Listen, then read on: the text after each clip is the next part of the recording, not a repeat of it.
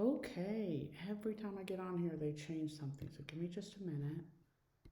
There we go. Welcome. I'm Debbie Hatch.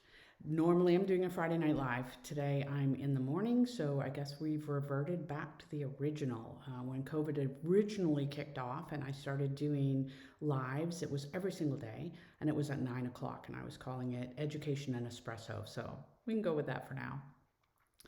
What I want to cover this morning as a topic is what is an earnings limit and when do I have one? When does it apply? So, as a federal employee, there are three potential benefits that everyone is entitled to receive. The first one is our pension, our retirement. We call that CSRS or FERS, monthly benefit coming from the Office of Personnel Management. The second is our Social Security retirement, once a month coming from the Social Security Administration, and that one's only if we pay in. So some of our federal employees do, but not all of them do. If I'm CSRS, I don't pay into Social Security. I might get it, but only for work outside of the government. If I'm CSRS offset or FERS, I do get it because I'm paying in right now. And then the third thing that we have access to is our thrift savings plan or TSP, which functions similarly to the way a 401k would function for a private sector employer. If I elect monthly payments from TSP, which I can do, or I could select something else, then that's going to be that third line of income that I would receive every single month. My FERS, my CSRS, my pension, my federal retirement, it does not have an earnings limit. So this is a question that I get quite frequently. What if I leave the federal government, I'm drawing my retirement, I get a job somewhere else, am I limited in the amount of money that I can make? The answer is no, not for your pension. You get that regardless. But for our employees that are under the Federal Employees Retirement System or FERS, between that first box, which is our pension, and that second box, which is our Social Security, there's a bridge. It's called the FERS Supplement. That bridge is only available to people under FERS who retire prior to age 62 and retire under an option that pays the supplement, because some of the options do, but not all of them do. If I retire on a voluntary retirement at my minimum retirement age, which is based on the year that I was born, and it's between 55 and 57, with 30 years of service, I'll get the supplement. If I retire at 60 with 20 or more years of service, I'll get the supplement. If I'm offered an early retirement or I qualify for something called a discontinued service retirement, I get my supplement once I hit my minimum retirement age, again that 55 to 57, depending on the year I was born. Special provision employees, federal firefighters, law enforcement officers, air traffic controllers, customs and border protection officers under the LEO get the supplement immediately. They don't have to be their minimum retirement age before they get it like other federal employees do. Senior executive service members qualify for this just like everybody else does. They also qualify maybe sooner if they fail to recert as a senior executive. If you retire from the federal government on a disability, you will not be eligible to receive the supplement. If you retire under something called MRA plus 10, you will not be eligible to receive the supplement. If you do a deferred retirement, you will not. And if you are at least 62 before you retire from the federal government, you will not get the supplement. The supplement does have an earnings limit. That's one of the things that I wanted to talk about today. Now, for everyone except our special provision employees, that earnings limit is in place from the day you retire until you have your 62nd birthday. If you are a special provision employee, you qualify for the supplement immediately upon retirement and you don't have an earnings limit until you hit your minimum retirement age, 55 to 57. Then it's in place for you until you have your 62nd birthday. Everybody else has that limit in place from the very beginning. Your FERS supplement is based on a percentage of your estimated Social Security. We're not going to go through that calculation today. We've done it before. We can do it again, but this is not the place where I want to cover it. I do want to recommend, if you haven't looked at your Social Security statement in a while, since your Social Security is based on that, your FERS supplement is based on that, you might want to create a My Social Security account on the Social Security website and look at your numbers. Make sure that they make sense to you. ssa.gov, scroll to the bottom, click where it says My Social Security, create that account, log in, look at your numbers right there. Again, that supplement is based on Social Security and it has an earnings limit. So does your Social Security if you draw that benefit under your full or normal retirement age for Social Security. Now that one, the minimum retirement age for my FERS was 55 to 57. My normal retirement age for Social Security is going to be 66 to 67. Again, it depends on the year that I was born. Now I can draw as early as age 62, provided I have my 40 credits or 40 quarters. Credits and quarters are interchangeable as far as the terminology goes. I like to call them credits in my class because I find it's less confusing. A quarter is not time, it's money. And the amount of money that gets me a quarter changes each year. So for 2021, when I make $1,470 in a job that is also paying into Social Security, I just earned 1 credit, quarter. I can only earn 4 credits in a year. It doesn't matter how much money I make, and I need 40 of them, plus I've got to be at least 62 to begin collecting. Now, when you look at your Social Security statement, I do want to make sure that you are aware it's an estimate. It's an estimate, and some assumptions have been made. If you read your Social Security statement, it's going to tell you we're predicting that this is going to be your Social Security provided you keep working until this age and you keep making what you're making right now.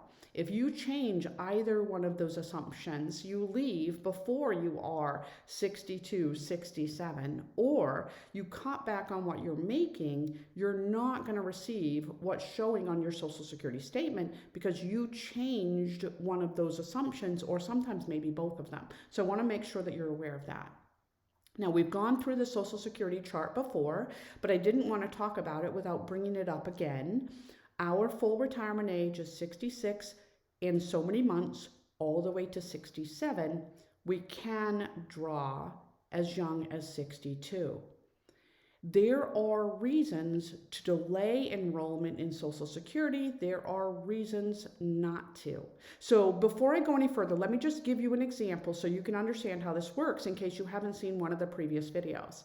If you were born 1960 or later, your full retirement age for Social Security is 67. I said you can sign up as young as 62, and that's true, provided you have your 40 credits. But if you sign up under age 67, you do have a penalty. And that penalty is 0.520 per month for every month you're drawing early. So if I draw at 62 instead of 67, I'm drawing 5 years early, 12 months to a year. 12 times 5 means that I'm drawing 60 months early. With a penalty of 0.520, I'm looking at a penalty of 30%. That's permanent for the rest of my life. It's not ever going to increase from that 70%. I agree to that forever. Now, if I don't draw at 62, my youngest, but I wait until I'm 63, now I'm only collecting 48 months early instead of 60. So now I only have a 25% penalty instead of that 30. Every month that I'm closer to that full retirement age, the penalty decreases by 0.520. But whenever I sign up, that number that I've locked into is for life. If I sign up for Social Security younger than my full retirement age, I am going to have an earnings limit. So that might be one reason that I don't do it. Why would I sign up prior to my age 67? My health is not fantastic. My genes are not fantastic. My family generally doesn't live for a long time, and I don't believe that I'm going to either. I have a financial need, so I don't mind accepting that penalty. I'm just going to go and sign up anyway. Sometimes people sign up early because when we enroll, other people might also be eligible to receive a benefit from Social Security. If I'm married and my spouse is at least 62 as well, whether they have the 40 credits or not, they can apply for a spousal benefit and receive a payment once I get mine. If I have dependent children, once I get mine, those children are also eligible for a benefit. So that might be a reason to sign up early. Sometimes people sign up early because they say, I'm worried that Social Security isn't going to be here. I'm going to get money while I can, while they're still giving out money. That might be one reason why you do it. There's no judgment here. I'm not going to talk about that. Just a reason that people might sign up. Another reason that people might sign up is because they've calculated their break-even point. Okay, here's how I can do that. So let me just go back to this one slide. If I start collecting at 62, I'm only getting 70% of my money, but I'm getting it 60 months earlier. So if I take that 70%, the dollar amount from my Social Security statement, and I multiply it by 60 months, here's what I could get from Social Security between age 62 and 67. If I calculate that pot of money and then just sit it off to one side. Or if I wait until I'm 67, the check is bigger, but I'm going to get fewer of them, right? I'm going to pass away on the same day, regardless of when I sign up for Social Security. If I sign up early, I got more checks, but they were smaller. If I sign up late, I get fewer checks, but they're bigger. So when do those two numbers equal the same amount of dollars? That's my break-even point. So a lot of times people will say, well, I don't think I'm going to live beyond my break-even point, so I'm going to go ahead and collect right now. Great. These are reasons why you might sign up early. Reasons why you might not. You're healthy. Your family generally lives for a long time. You believe that you're going to live for a long time. You don't need the money right now. And the longer you wait to collect the check, the bigger the check is going to be. That penalty is for life if you sign up early. So sometimes people don't want that, and that's a reason why they may delay enrollment. Another reason why they might delay enrollment is because of the earnings test, that thing that I want to talk about today. I am limited in the amount of money that I can make from a job without impacting my FERS Supplement based on Social Security and without impacting my Social Security if I draw under my full retirement age. Now, the earnings limit changes annually. For 2021, I'm allowed to receive my supplement or draw my Social Security, and I can make up to $18,960 without any impact. If I earn more than $18,960, though, this earnings test says for every $2 above that amount that I earn, my Social Security, my FERS Supplement, will be decreased by $1. Okay, so here's what that means. If I go and sign up at 62, I took a 30% permanent penalty right off the top. And if I'm working, I earn more than this $18,960. I'm not going to get that other 70% either, because for every $2 above this limit that I earn, they're going to take another dollar away from my Social Security. Now, what I wanted to talk about is what constitutes earnings when we talk about this limit. Your retirement doesn't. Whether that's a civilian retirement, whether that's a military retirement, retirement does not count as earnings for this test. Interest doesn't. Dividends don't.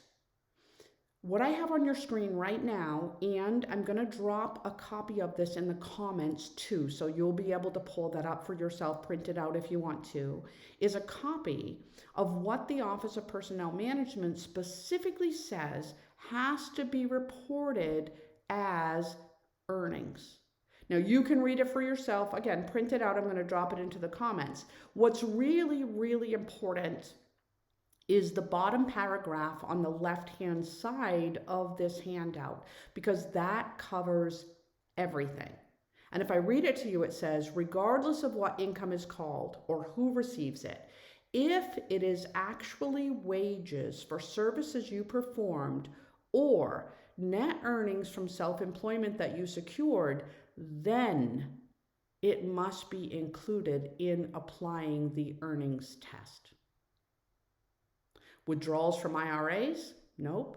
Withdrawals from TSP? Nope. Earnings, wages. When you complete your taxes, there's a line on there, and I don't know the line number. It depends on which form you're filling out. It really doesn't matter. There's a line on your tax form that is taxable wages. That's what they're looking for here. And they're looking for yours. If you're married and you're filing a joint tax return, your spouse's numbers go on a different line. You're going to add them together for your tax return, but you each have your own amount of taxable wages. This is for you. It applies to the FERS Supplement. It applies to Social Security until you hit your full retirement age, 66 and so many months, all the way up to 67. Once you hit that full retirement age, the earnings limit goes away. It doesn't exist anymore. And I will mention that in that final year, when you are going to hit your full retirement age, the earnings limit does increase. So my birthday's in June. That means in the year that I will turn 67 come June, from January to June, my earnings are elevated from that $18,960. Other than that, once I have that 67th birthday, now that earnings limit goes away. Remember to go into the comments and get a copy of that listing for yourself. Remember that I'm here to answer any questions that you have. If you're live with me, you can drop them into the comments right now. Otherwise, you can leave a comment for me. I will check into those later on and get back to you if you have any questions. Or if you don't want to comment on Facebook, you can always send me an email going to my website, which is pinnaclepersonnelservices.com. Thank you so much for joining me today. I hope this was helpful. And again, let me know if you have any questions, please. Take care of yourself.